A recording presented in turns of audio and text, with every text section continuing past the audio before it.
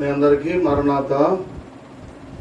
గత 46వ వీడియోలో ఈ చార్టులో మనకు కనబడుతున్నటువంటి పరలోకము అనే అంశం అందలి ఉన్నట్టు విషయాలను మనము ధ్యానించుకున్నట ప్రారంభించాం.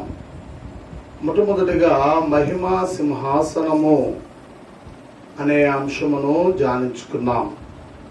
పరలోకంలో సింహాసనము ఉన్నది అని, ఆ సింహాసనమునందు మహిమా స్వరూపిగా దేవుడు ఆసీనులై ఉన్నారు అని, త్రిత్వముగా ఆ సింహాసనమునందు ప్రత్యక్షమగుచూ ఉన్నారు అని మనం చెప్పుకున్నాం. ఇక రెండవది నూతన యెరూషలేము అనే భాగమును గురించి కొంతవరకు ధ్యానం చేసుకున్నాం. మిగిలిన విషయాలు ఈ సమయంలో ధ్యానం చేసుకుందాం. అందరూ ప్రభు సహాయం కోరుతూ ప్రార్థించండి. కళ్ళు మూసుకుందాం. తండ్రి, వందనములు. మీరు మాకు తెలియజేయచ్చు అన్నటువంటి సంగతులను బట్టి స్తుతించుచు ఉన్నాము. మరిన్ని సంగతులు మాకు తెలియపరచి బోధపరచి మమ్మల్ని బలపరచండి. మీరు మాట్లాడే దేవుడవై ఉన్నారు. స్తోత్రాలు. మీ మాటలు మర్మమైనవి, చుంటితేన దారాల కంటే తీయనవి, బండను బద్దలు కొట్టు సుత్తు వంటివై ఉన్నందులకు నేను స్తుతించుచు కొనియాడుచు ఉన్నాను. తండ్రి, సమయమందు మాతో మీరు మాట్లాడి మీ మాటల చేతనే మమ్మలను బలపరచుమని యేసు నామల్లో వేడుచున్నాను పరమ తండ్రి, ఆమేన్. ప్రభునందు ప్రియులారా, ఆయన పరిశుద్ధ నామమున కూడినటువంటి మనకు ప్రభు అయిన యేసు క్రీస్తు వారి దీవెనలు మెండుగా కలుగునుగాక, ఆమేన్. గత వీడియోలో నూతన యెరూషలేము అనే ఆ పరలోకమందలి ఉన్నటువంటి స్థలమును గురించి, పట్టణమును గురించి మనం పరిశీలన చేయొచ్చు వచ్చాం. మొట్టమొదటిగా ఈ పట్టణము ప్రియులారా ఎత్తైనది అని, గొప్ప ప్రాకారము కలిగినదిగా ఉన్నది అని, ఆ ప్రాకారమునకు 12 గుమ్మములు ఉన్నవి అని, ఆ గుమ్మములు 12 మంది గోత్రకర్తలకు సూచనగా ఉన్నవి అని మనం ధ్యానించాం. రెండవది, ఈ యొక్క నూతన యెరూషలేమనే పట్టణపు ప్రాకారానికి 12 పునాదులు ఉన్నవి అని, ఆ పునాదులు యేసుక్రీస్తు వారు శిష్యులను సూచించుచున్నవి అని నేర్చుకున్నాం. మూడవదిగా, ఆ పట్టణము చౌకమైనది, సుమారు 1500 మైళ్ళు విస్తీర్ణము కలిగి ఉన్నది అని, మనిషికి అర్ధగజం చొప్పున స్థలం కూర్చున్నప్పుడు పడితే కోట్ల కొలదిగా ఈ 1500 మైళ్ళు విస్తీర్ణము కలిగి ఉన్నటువంటి ఈ పట్టణములో ప్రజలు కూర్చుండగలుగుతారు అని మనం ధ్యానించుకున్నాం. నాలుగవదిగా, ఈ పట్టణమందలి ప్రాకారము యొక్క కొలత 144 మూరలు అని చెప్పుకున్నాం. అలాగే ఈ పట్టణపు ప్రాకారపు పునాదులు అమూల్యమైన నానా విధమైన రత్నములతో అలంకరించబడినవి అని మనం చెప్పుకున్నాం.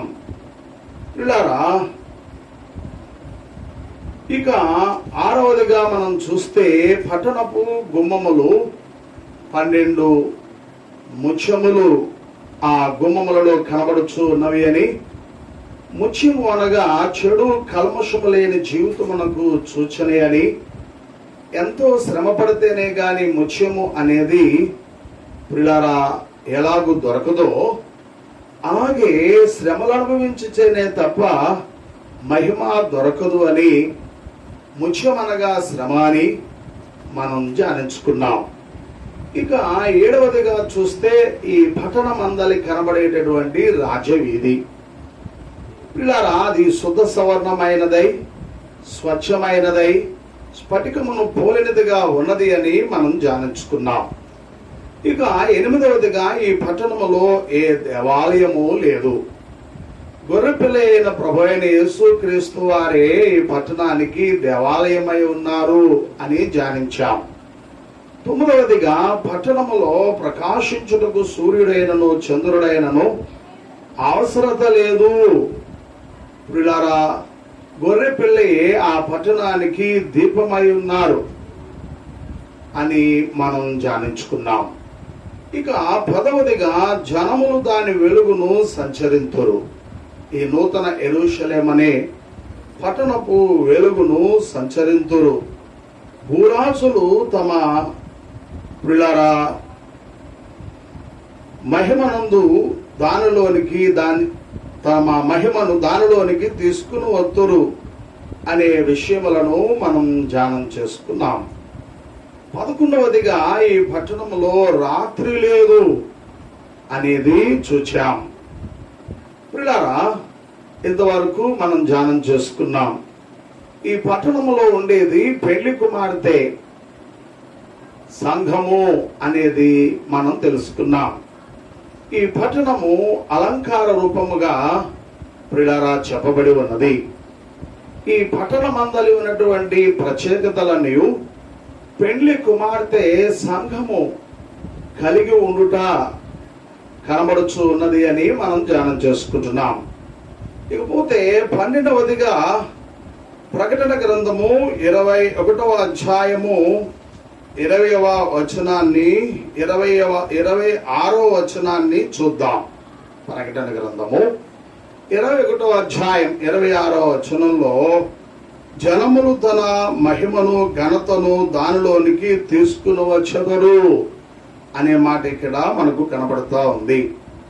ప్రియులారా, జనములైన వారు తమ మహిమను ఘనతను ఈ పట్టణములోనికి తీసుకుని వస్తారట అని ఈ వచనంలో చూస్తున్నాం. ప్రియులారా, మహిమ అనగా వరములు అన్నారు దైవజనుడు దేవదాసాయి గారు. వరముల వల్ల చేసిన పనులను బట్టి ఘనత కలుగుతుంది. దేవుడు తన సంఘమునకు వరములను ఇచ్చి తన పనిని చేయించుకుంటున్నాడు. అలా పనిలో వాడబడుతున్న వారికి ఘనత అనేది ప్రియులారా వచ్చుట మనం చూస్తూ ఉన్నాం. ప్రభువా భూలోకములో సంఘములను స్థాపించి వాటి మధ్య పనిచేసి కీర్తి సంపాదించుకున్నాము. ఇది నీ చేత నీవు చేయించిన పని గనుక నీకు స్తోత్రములని ప్రజలు తమకున్న ఘనతను కానుకగా సమర్పించుచున్నారు అన్నారు దైవజనుడు. పెళ్లి కుమార్తె సంఘము ఈ నూతన యెరూషలేములో ఉండినదై ఏమంటున్నదట? ప్రభువా భూలోకములో సంఘమును స్థాపించి వాటి మధ్య పనిచేసి కీర్తి సంపాదించుకున్నాము. ఇది నీ చేత నీవు చేయించిన పని గనుక నీకు స్తోత్రములని ప్రజలు తమకున్న ప్రియులారా ఘనతను కానుకగా దేవునికి సమర్పించుచున్నారు. కాబట్టి ఘనతను దానిలోనికి తెచ్చెదరు అనేటటువంటి మాట. ప్రియులారా, కానుకగా ఘనతను అనగా కృతజ్ఞత కానుకను దేవునికి అర్పిస్తూ దేవుని స్తుతించుచూ ఉన్నారు. ఇదే ఘనతను తెచ్చుట అనే దానికి భావము అని మీకు తెలియజేస్తూ ఉన్నాను. మిక్కిలి పాపాత్ములు కూడా ఘనులై కానుకలు తెస్తారు అన్నారు దైవజనుడు. ఏ మనుషులు గూర్చి అయినను నిరాశ చెందకూడదు. ప్రియులారా, మిక్కిలి దుర్మార్గులైన వారు కూడా ఇప్పుడు న్యాయాధిపతులై ఉన్నారు అనేది మనము చూస్తూ ఉన్నాం. మొట్టమొదటిగా దేవుడు మానవులకు ఇచ్చిన వరములలో ఒక్క వరమైనను విడవబడదు అన్నారు దైవజనుడు. నరులైన వారికి దేవుడు ఇచ్చినటువంటి వరములలో ఒకటి కూడా ఏం చేయబడదట? విడవబడదు. రెండవదిగా దేవుడు మానవుల ద్వారా చేయించిన పనులలో ఒక్క పని అయినను విడవబడదు. వరములు విడవబడవు, పని విడవబడదు. అంతేకాదు మూడవదిగా దేవుడు మానవులకు ఇచ్చిన ఘనతలలో ఒక్క ఘనత అయినా విడవబడదు అన్నారు దైవజనుడు. ఒకటి లోక సంబంధమైన కీర్తి. ప్రియులారా, లోకములో తన పని చేయించినటువంటి వారిని దేవుడు కీర్తించుచు ఉన్నాడు. అనగా సమాజము చేత కీర్తిని అందుచూ ఉన్నారు. పరలోక సంబంధమైన కీర్తి. పరలోకం వెళ్ళిన తర్వాత తన పని చేయించినటువంటి వారిని దేవుడు కీర్తించుచూ ఉండినట్లుగా మనం చూస్తున్నాం. రెండవదిగా లోక సంబంధమైన ఘనత. దేవుడిచ్చినటువంటి వరములను వాడుకొనుచు పని చేయుటను బట్టి వారు ఏం చేయబడుతున్నారండి అంటే లోకంలో గణపరచబడుతున్నారు. అంతేకాకుండా పరలోకం వెళ్ళిన తర్వాత కూడా వారు గణపరచబడతారు. దానిని పరలోక సంబంధమైన ఘనత అన్నారు. మూడవదిగా లోక సంబంధమైన గుణములు. ప్రియులారా, లోకములో పనిచేసేటటువంటి భక్తులైన వారు సద్గుణములు కలిగిన వారుగా జీవిస్తూ క్రీస్తు వారిని చూపుతూ ఉన్నారు. కాబట్టి లోక సంబంధమైన గుణములను కలిగిన వారుగా ఉంటూ పరలోక సంబంధమైన గుణములను వారు ప్రియులారా భూమి యందు ఉన్న మనుషులైన వారికి కనపరుస్తూ రేపు పరమునకు వెళ్ళిన తర్వాత పరసంబంధమైన గుణములు కలిగిన వారుగా జీవించబోతూ ఉన్నారు అనేది మనం చూస్తూ ఉన్నాం. ఇక నాలుగవదిగా లోక సంబంధమైన పనులు, పరలోక సంబంధమైన పనులు. లోకములో సంఘము లోక సంబంధమైన పనులు చేసుకుంటూ ఉన్నది, దైవికమైన పనులు చేయొచ్చు ఉన్నది. ఈ పనులను పరలోక సంబంధమైన పనులు అంటాం. ఇంకా ముందుకు మనం వెళితే ఇవి పరలోకములోనికి వస్తాయి. ఇప్పుడు మనం చెప్పుకున్నవన్నీ ఎక్కడికి వస్తాయి? కీర్తి, ఘనత, గుణములు, పనులు అనేవి ఎక్కడికి రాబోతున్నాయి? రేపు పరలోకములోనికి. ఒక మనిషి ప్రభువా నాకు ఇంతవరకే ఉన్నది, ఇదే తెచ్చాను అనగా ప్రభు పర్వాలేదు అని ప్రియులారా అందుకుని వారు చేసేటటువంటి కృతజ్ఞతాస్తుతిని, వారిని ప్రియులారా ఆదరించేటటువంటి వారుగా ఉన్నారు ప్రభు అని మనం చూస్తున్నాం. అందరూ ఒకే రీతిగా లోకములో పని చేయలేరు. ఒక్కొక్కరు ఒక్కొక్క విధముగా పని చేస్తూ ఉంటారు. పనిని బట్టి కృతజ్ఞత ప్రియులారా కానుక అనేటటువంటి ఘనతను దేవునికి అర్పించేటటువంటి వారుగా మనము రేపు నూతన యెరూషలేములో పెళ్లి కుమార్తె సంఘ సభ్యులైన వారి పట్ల చూడబోతున్నాం. ఇంకా ముందుకు మనం వెళ్ళినట్లయితే మహా గొప్ప మహిమ ప్రియులారా అనేది మనకు కనబడుతూ ఉన్నది. రేపు పరలోకంలో వస్తు ప్రదర్శన దినమున ఆ కానుకలు ప్రియులారా ఆ కానుకల దినము అని పేరు. ప్రదర్శించుట ఒక దినమే గాని ఉండడం మాత్రం ఎల్లకాలము ఉంటుంది అన్నారు. ప్రభువు ఇచ్చినప్పుడు అది బహుమానముల దినము. నేను ఎంత ఇచ్చినానో నీవు మరింత సంపాదించినావు అని ప్రభు బహుమానము రేపు ఈ పెళ్లి కుమార్తె సంఘ సభ్యులైన వారికి చేసిన పనిని బట్టి ఇవ్వబోతున్నారు అని మనం గమనించాలి. పిల్లరా, మహిమ అనగా వరములు అని మనం చెప్పుకున్నాం. దేవుడు తన సంఘమునకు ఆయా వరములను ఇచ్చి వాడుకుంటూ ఉన్నారు. అవి ఏంటండి అని మనం చూస్తే మొట్టమొదటిగా దర్శనావరం. పిల్లరా, దర్శనములు చూచి భవిష్యత్ విషయాలు తెలియజేయుట. రెండవది భాషావరం, భాషలు మాట్లాడుట. మూడవది భాషలకు అర్థము చెప్పే వరం. నాలుగవది స్వప్నవరం. ఐదవది స్వస్థతావరం. ఆరవది ప్రార్థనావరం. ఏడవది స్తుతివరం. ఎనిమిదవది రాగాల వరము అన్నారు దైవజనుడు.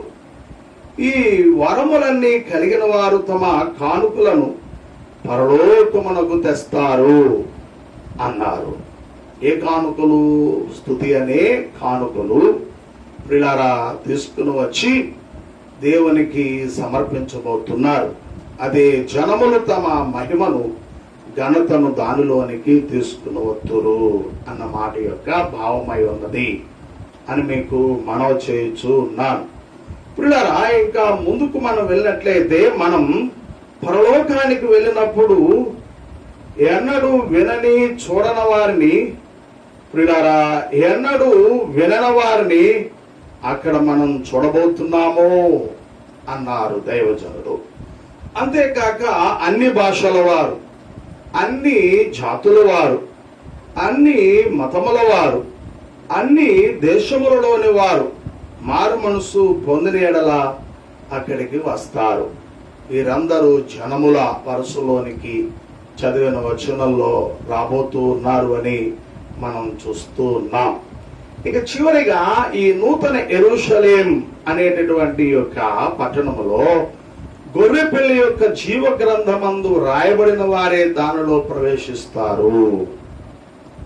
ఎవరు ప్రవేశిస్తారట ఈ నూతన యెరూషలేములో?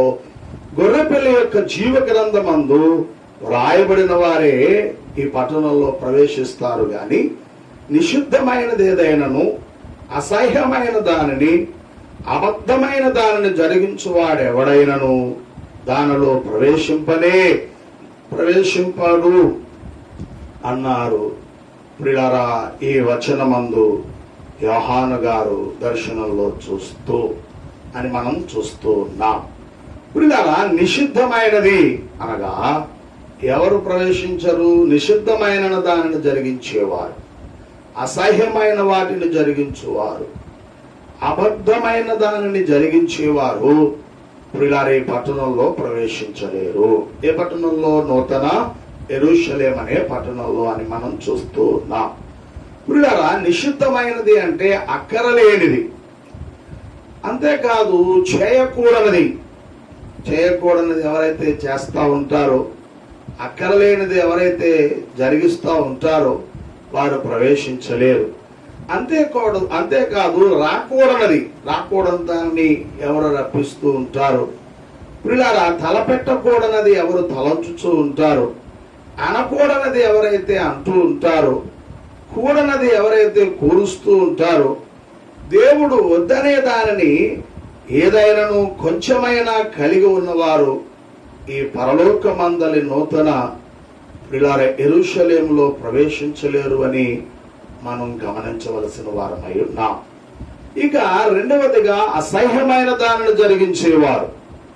నిషిద్ధమైనదంటే ఏంటో చెప్పుకున్నాం. అక్కరలేనిది, చేయకూడనిది, రాకూడనిది, తలపెట్టకూడనది, అనకూడనది, కూడనది. దేవుడు వద్దనే దానిని కొంచెమైనా సరే ఎవరు జరిగిస్తూ ఉంటున్నారో ప్రియులారా అటు వారు పరలోకంలో ప్రవేశించలేరు. ఉదాహరణకు సౌలుతో సమూయేలు ప్రవక్త గారు వచ్చి మాట్లాడారు. అమాలేకీయులైన వారిని పూర్తిగా నిర్మూలన చేయమంటున్నాడు దేవుడు, యుద్ధానికి వెళ్ళి అన్నాడు. సౌలు తన సైన్యమును వెంట పెట్టుకుని అమాలేకీయులపై యుద్ధము చేసి జయము పొందాడు. అయితే ఆ దేశములో ఉన్నటువంటి లేదా ఆ జనాంగములో ఉన్నటువంటి ప్రియులారా రాజును చంపగా ప్రాణముతోనే తెచ్చుకున్నాడు. రెండవది, పశువులలో కురవిన వాటిని, బలిసిన వాటిని తన దేశానికి తెచ్చుకున్నాడు. కాబట్టి ప్రియులారా మనము గమనించాలి. అనగా దేవుడు వద్దు, అందరిని నిర్మూలన చేయి అని చెప్తే దేవుడు చెప్పినట్లు వారు ఆ సౌలు చేయక ప్రియులారా రాజుని, పశువులను తెచ్చుకున్నందువల్ల దేవుని యొక్క అంతరంగాన్ని ప్రియులారా గాయపరిచిన వాడై తాను రాజుగా దేవుని అంతరంగంలో నుండి తృణీకరించబడినాడు అని చెప్పి మనం చూస్తూ ఉన్నాం. అసహ్యమైన దానిని జరిగించువారు. ఏవి దేవునికి అసహ్యమైనవి? ప్రియులారా విగ్రహారాధన బలి అర్పితములలో ఉండునదే అసహ్యమైనది అన్నారు. దేవుడు దేన్నైనా సహిస్తాడు గాని విగ్రహారాధనను సహించడు అని మనం చూస్తూ ఉన్నాం. కాబట్టి విగ్రహారాధన బలి అర్పితములలో ఏదైతే ఉంటూ ఉన్నదో అటిది ఆయనకు అసహ్యమైనది అని మనం గమనించాలి. పిల్లరా, ఇంకేది అసహ్యమైనది? కలి అన్నారు. శ్మశాన భూమిలో అన్నము, కూర కలిపిన ముద్దలు పెట్టించుకుని ఎవరైతే తింటున్నారో అట్టి కార్యము చేయువారు అసహ్య కార్యము చేయుచున్నారు. అనగా అపవిత్రమైన శ్మశాన భూమిలో తినే తిండిని కలి అంటారు. ఇదే అసహ్యమైనది అన్నారు దైవజనుడు. కాబట్టి దేవునికి అసహ్యమైన దాన్ని ఎవరైతే జరిగించు ఉంటున్నారో అటువారు ఈ నూతన యెరూషలేములో, పరలోకమందలి కనబడేటట్టు నూతన యెరూషలేములో ప్రవేశించలేరు అని మనం గమనించాలి. కాబట్టి పెళ్లి కుమార్తె ప్రియులారా తన పొరపాటులను దినదినమును కడుగు కొనవలసి ఉన్నది అన్నారు. ఇకపోతే మూడవదిగా అబద్ధమైనది. ఇది మామూలుగా అబద్ధములు అనుడ కాదు. ప్రియులారా, ఏది అబద్ధమైనదో చెప్పారు. బోధలో అబద్ధములు ఉంటే అదే అబద్ధమైనది అన్నారు. బోధించేటటువంటి బోధలలో ఏముండకూడదట? అబద్ధములు ఉండకూడదు. ప్రధాన బోధకుడైనటువంటి మహా గొప్ప బోధకుడైనటువంటి మన ప్రభువైన యేసుక్రీస్తు వారు సత్యమై ఉన్నారు. ప్రియులారా, ఆయన మాటే ఏమై ఉన్నది? సత్యమై ఉన్నది. కాబట్టి బోధించేటటువంటి వారు సత్యమే పలకవలసి ఉన్నది. కానీ అబద్ధపు మాటలు చెప్పువారుగా ఉంటే అబద్ధములాడువారు అవుతారు. సత్యబోధ చేసిన వారిని అబద్ధ బోధకులని ప్రియులారా చెప్పువారే అబద్ధికులు అన్నారు దైవజనుడు. చూడండి, సత్యము ప్రకటించేటటువంటి వారిని చూస్తూ ప్రియులారా వారి యొక్క సత్యము అర్థము కానప్పుడు, వారు బోధించేటటువంటి బోధ అర్థము కానప్పుడు మౌనంగా ఊరుకుని బోధకుడైన ప్రభువుని అడిగి తెలుసుకోవాలి. అందుకే అయ్యగారు ఏ మతమును గాని, ఏ మిషనును గాని, ఏ మనిషిని గాని దూషించరాదు, ద్వేషించరాదు. తెలియని సంగతులు దేవుణ్ణి అడిగి తెలుసుకోండి అన్నారు. మనకేది తెలియలేదో, ఇతరుల యొక్క బోధలు ఏవి అర్థం కాలేదో అవి ప్రభువుని అడిగి తెలుసుకోవాలి తప్ప ప్రియులారా వారు చెప్పేవి తప్పు అంటే వారే అబద్ధికులు అవుతారు. కాబట్టి అబద్ధమైన వాటిని జరిగించువారు రేపు ఎక్కడికి ప్రవేశించలేరట? నూతన యెరూషలేము అనే పట్టణానికి. విడుచున్నటువంటి మనము ఈ పెళ్లి కుమార్తె సంఘం యొక్క వరుసలోనికి రావాలి అని అంటే మనలో ఉన్నటువంటి పొరపాటులను దినదినము ఏం చేసుకోవాలి? సరి చేసుకోవాలి. ప్రభు వారి యొక్క రక్తంలో కడుగుకుంటూ ఉండాలి, శుద్ధి కాబడుతూ ఉండాలి అని మీకు తెలియజేయచ్చు ఉన్నాను. పాత ఆదాము దినదినము మునిగిపోవాలి. క్రొత్త ఆదాము అనుదినము క్రొత్త ఆదాము అనుదినము లేవాలి అన్నారు డాక్టర్ మార్టిన్ లూథర్ గారు. పాత ఆదాము మునిగిపోవాలట, క్రొత్త ఆదాము అనుదినము లేవాలి. ఎవరు క్రొత్త ఆదాము? మన ప్రభువైన యేసుక్రీస్తు వారు. పిల్లారా, ఆయన పరిశుద్ధుడు గనుక మనం పరిశుద్ధత కలిగి ఉండుటలో పాపములో పడిపోయిన వారమైతే మన ప్రభువును పోలి జీవించు నిమిత్తం ఆ పడిన చోట నుండి లేవాలి. ఆదాము పాపం చేసి పాపములో మునిగిపోయాడు. ఆదాము వలే కాక, అనగా పాత ఆదాము వలే కాక క్రొత్త ఆదాము వలే మనం జీవించవలసిన వారమై ఉన్నాం అంటూ డాక్టర్ మార్టిన్ లూథర్ గారు సంఘకాలంలో ప్రియులారా ఇటు సిద్ధాంతమును ప్రబోధించి ఉన్నారని మీకు తెలియజేయుచున్నాను. కాబట్టి పెళ్లి కుమార్తె ప్రతి దినము కడగబడుతూ ఉండాలి. పేతురు భక్తుడు ఎన్ని మారులు నా సహోదరుని క్షమించాలి అని అడిగాడు. 7 మార్లు మట్టుకేనా అని ప్రభువును ప్రశ్నించాడు. అప్పుడు మన ప్రభువైన యేసుక్రీస్తు వారు అన్నారు, 7 మారులే కాదు గాని 77 మారులు మట్టుకు అని ఆ పేతురుకి జవాబు చెప్పినట్లుగా మనం చూస్తాం. అనగా ఎల్లప్పుడూ ప్రియులారా ఇతరులైన వారిని క్షమించే అలవాటు కలిగి ఉండాలని ఈ మాట యొక్క భావమై ఉన్నది. మనం ఏ గుణం కలిగి ఉండాలి? క్షమాపణ గుణం కలిగి ఉండాలి ఇతరుల పట్ల. అప్పుడు మనమేం చేయబడతాం? క్షమాపణ పొందుకోగలుగుతాం. ప్రభు యొద్ద నుండి క్షమాపణ అందుకొనుచు పరిశుద్ధులమై పవిత్రమైన జీవితాన్ని ఈ లోకంలో జీవించవలసిన వారమై ఉన్నాం. అందుకే ప్రభువు నేర్పిన ప్రార్థనలో మా ఎడల అపరాధములు చేసిన వారిని మేము క్షమించున్న ప్రకారం మా అపరాధములు నీవు క్షమించు అని ప్రార్థించమని చెప్పారు. కాబట్టి మొదట మన ఎడల అపరాధం చేసిన వారిని మనం క్షమించి ప్రభు యొక్క క్షమాపణ మనం కోరుకున్న వారమైతే క్షమాపణ పొందుకొనగలుగుతామని మీకు తెలియజేయచ్చు ఉన్నాను. ప్రియులారా, మనిషి ఎప్పుడైతే పొరపాటులో పడతాడో ఆ పొరపాటును ఒప్పుకున్నవాడే విశ్వాస వరుసలోనికి వస్తాడు అన్నారు దైవజనుడు. అయితే ప్రియులారా, అవిశ్వాసి నాది పొరపాటే కాదు అని తన తప్పును ఎప్పుడు కూడా ఒప్పుకొనడు. తన తప్పును సమర్థించుకునడానికే చూస్తాడు. ఏ విశ్వాసట? అవిశ్వాసి. వింటున్న మనం విశ్వాసులముగా జీవించాలి తప్ప అవిశ్వాసులముగా ఉండకూడదు. విశ్వాసులముగా జీవించినప్పుడే ఈ పెళ్లి కుమార్తె యొక్క సంఘ సభ్యులం కాగలుగుతామని మీకు తెలియజేస్తున్నాను. మనలో ఉన్న ప్రతి బలహీనతను ప్రభువునకు చెప్పుకొని ఒప్పుకొనవలసిన వారమై ఉన్నాం. ప్రభు వారి రక్తంలో కడగబడవలసిన వారమై ఉన్నాం.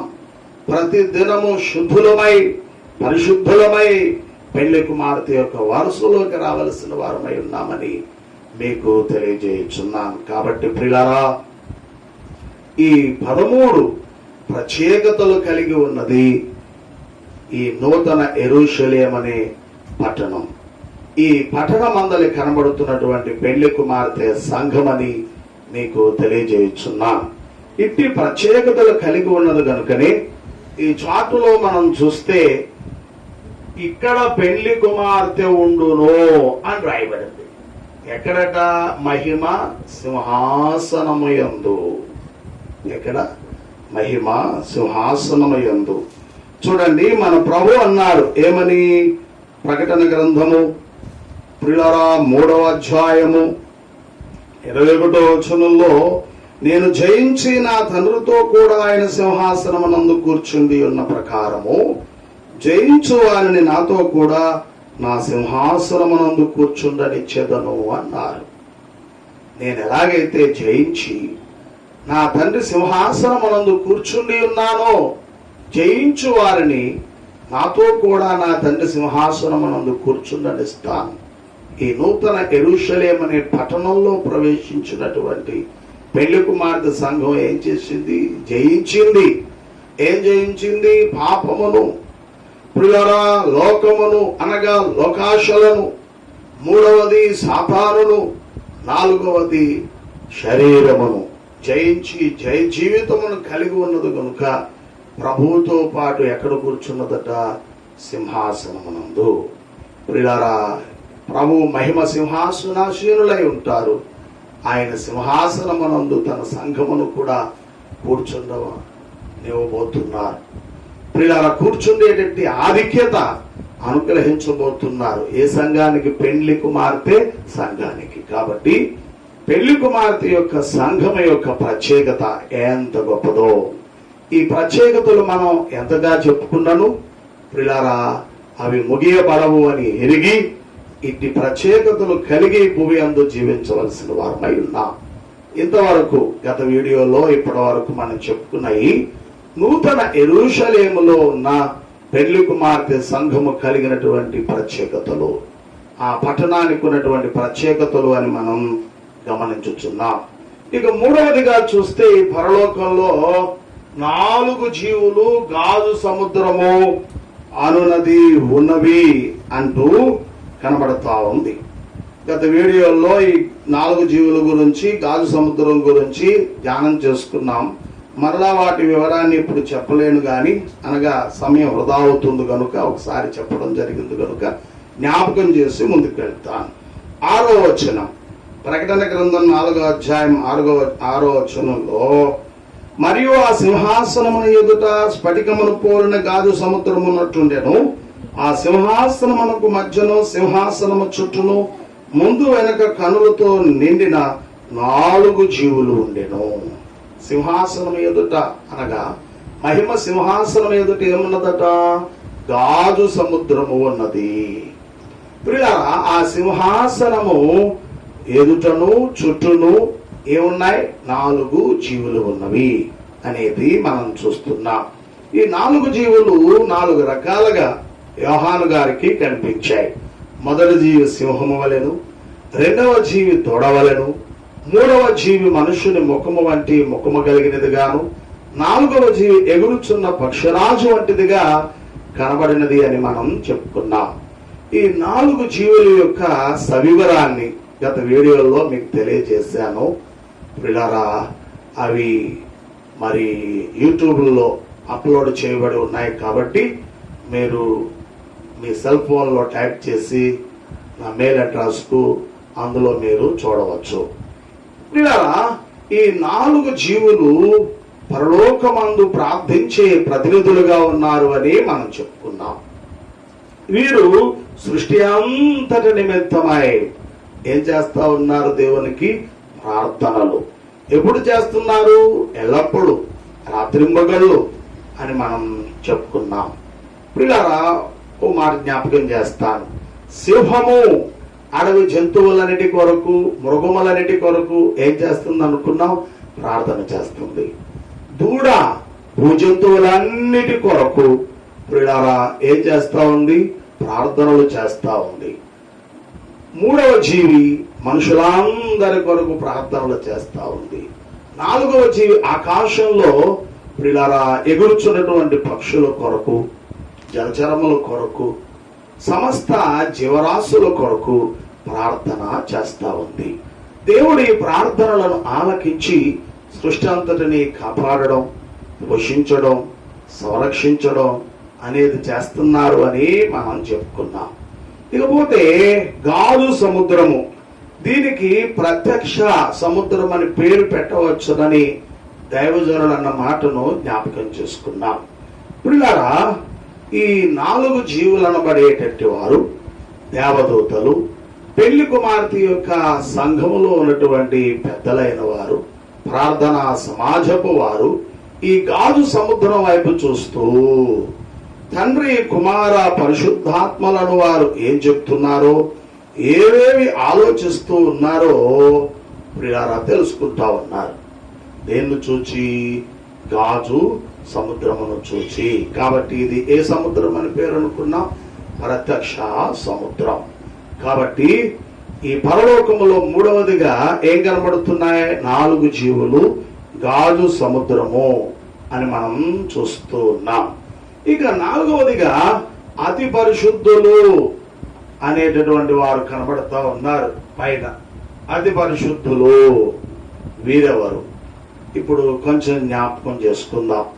చూడండి, ప్రకటన గ్రంథం 7వ అధ్యాయం 4వ వచనము నుండి 9వ వచనం వరకును, ప్రకటన గ్రంథం 14వ అధ్యాయం 1 నుండి 5 వచనాల్లోను, ప్రకటన గ్రంథం 15వ అధ్యాయం 2, 3, 4 వచనాల్లో ఈ పరిశుద్ధులైన వారు మనకు కనబడతా ఉన్నారు.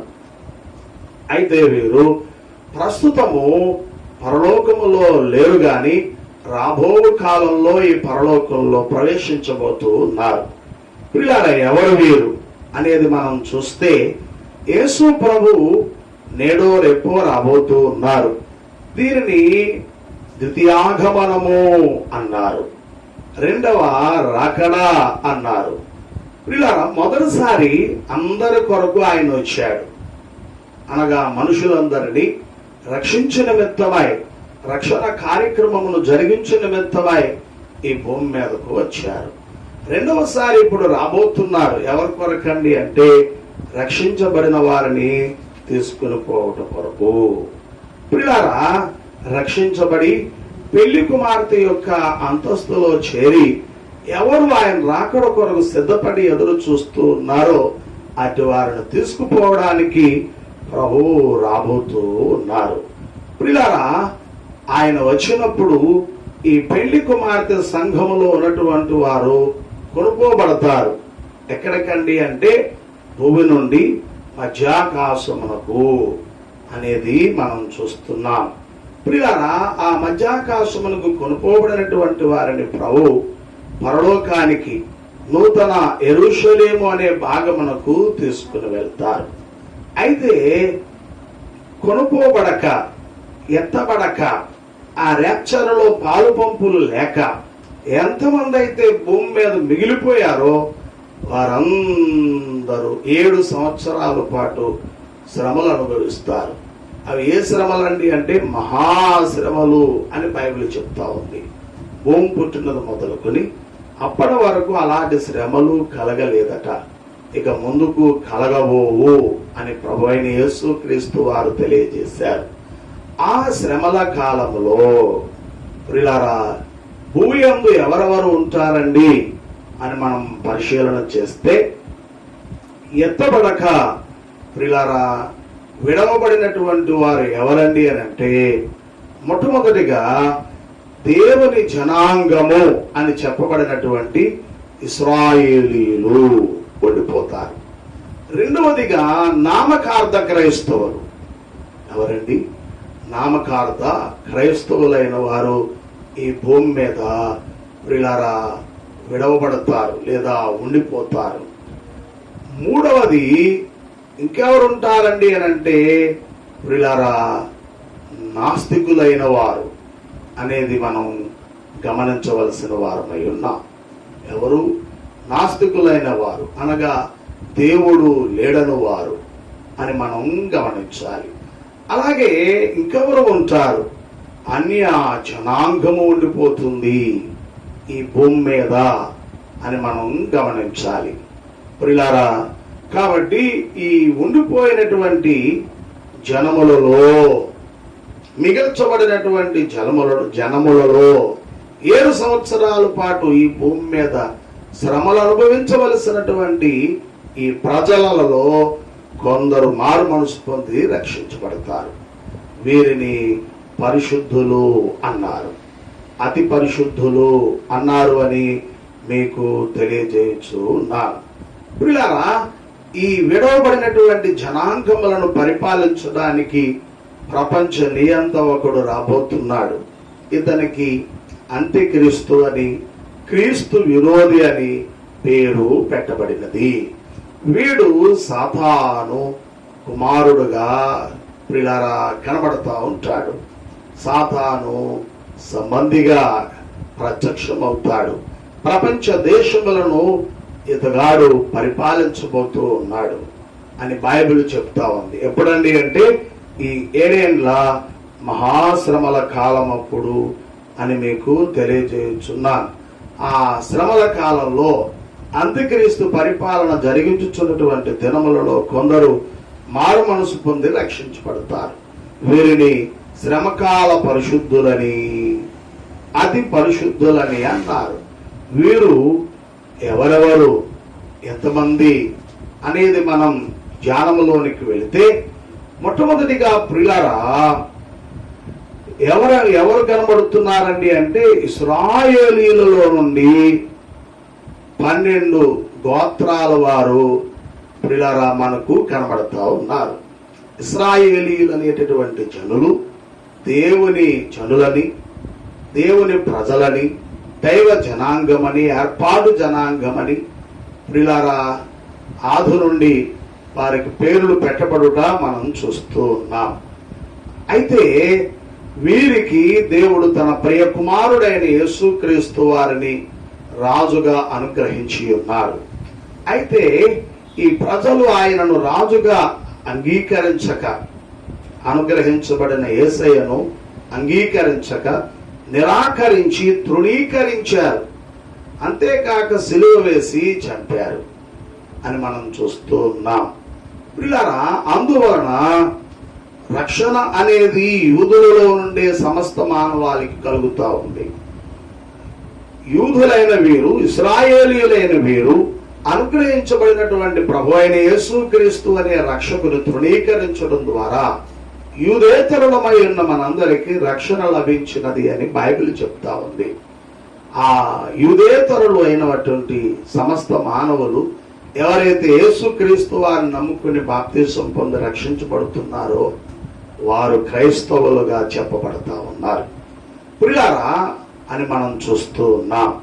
నేటికి ఈ ఇశ్రాయేలీల జనాంగములో ఎందరెందరో అంగీకరించక యేసుక్రీస్తు వారిని మాలో ఒకడు అని, మా ప్రవక్తలలో ఒక ప్రవక్త అని తాము తలంచుతూ ఉన్నారు. తమకు దానియేలు ప్రవక్త ద్వారా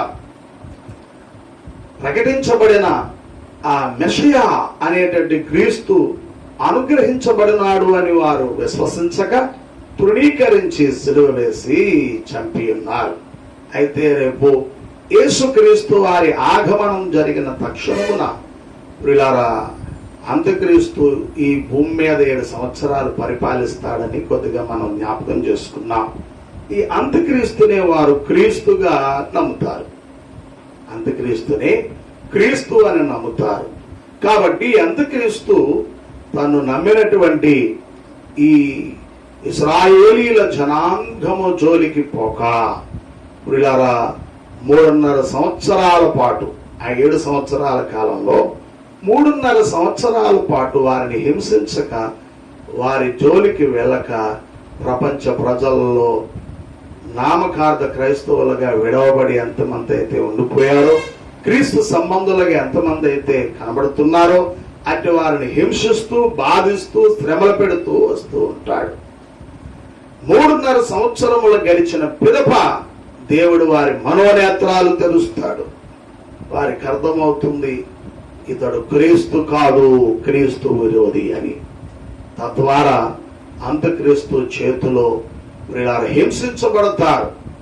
ఆ సమయంలో ఇశ్రాయేలీల జనాంగములో నుండి 12 గోత్రాల్లో నుండి వీళ్ళారా మనం చూస్తే ఒక్కొక్క గోత్రానికి 12,000 చొప్పున 144,000 మంది రక్షించబడడం అనేది జరుగుద్ది అని, పరిశుద్ధులు కాబోతున్నారని, వీరే శ్రమకాల పరిశుద్ధులు అవుతారు అని మీకు తెలియజేయుచున్నాను.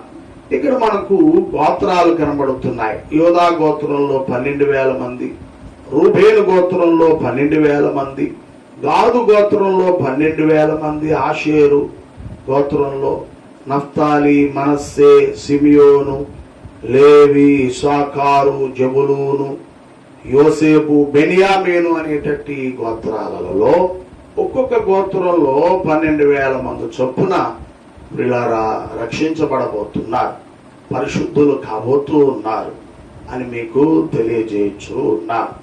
ఇకపోతే వీళ్ళారా ప్రతి జనములో నుండి ఇశ్రాయేలీయులు కాక ఈ భూమి యందు కనబడేటట్టి ప్రతి జనములో నుండి, ప్రతి వంశములో నుండి, ప్రజలలో నుండి, ఆయా భాషలు మాట్లాడువారులో నుండి ప్రియులారా వచ్చి ఎవరును లెక్కింపజాలనటువంటి గొప్ప జన సమూహము, అనగా కోట్ల కొలదిగా రేపు రాబో 7 ఏళ్ల శ్రమల కాలంలో ప్రియులారా పరిశుద్ధులుగా మార్చబడబోతున్నారు.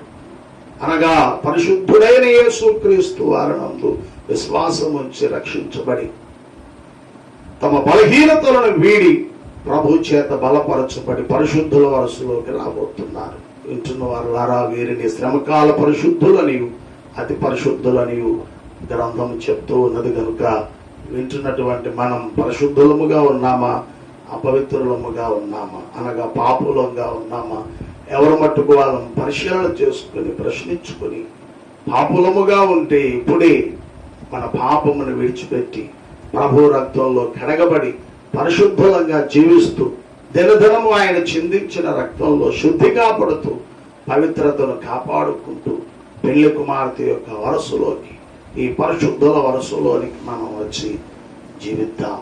అట్టి జీవితం ఈ సందేశం ద్వారా ప్రభు మనలకు దయచేయును గాక. ఆమేన్. తండ్రి, మీ కొందరములు మాకు ఈ సమయంలో నూతన యెరూషలేము అనే ఆ పట్టణమును గురించి ప్రభువా మిగిలిన సంగతులు తెలియపరిచావు. 4 జీవులు గాజు సముద్రమును గురించి జ్ఞాపకం చేశావు. ప్రభువా అతి పరిశుద్ధులు, శ్రమకాల పరిశుద్ధులైన వారిని గురించి కొద్దిగా తెలియపరిచి ఉన్న నీ ప్రేమను బట్టి నిన్ను స్తుతించుకుంటున్నాము. తండ్రి, మీకు వందనములు స్తోత్రాలు.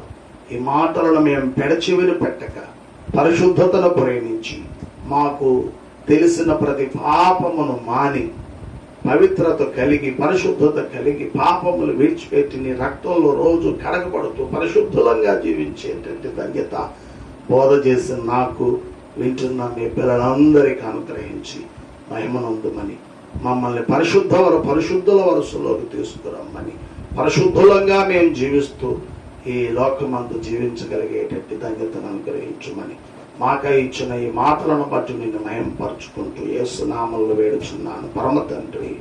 ఆమేన్. తత్వదేవుని దీవెనలు మనకు తోడై పరిశుద్ధుల వరుసలోనికి తీసుకొచ్చి పరిశుద్ధులుగా ఈ భూమి యందు జీవింపచేయును గాక. ఆమేన్. మారనాథ.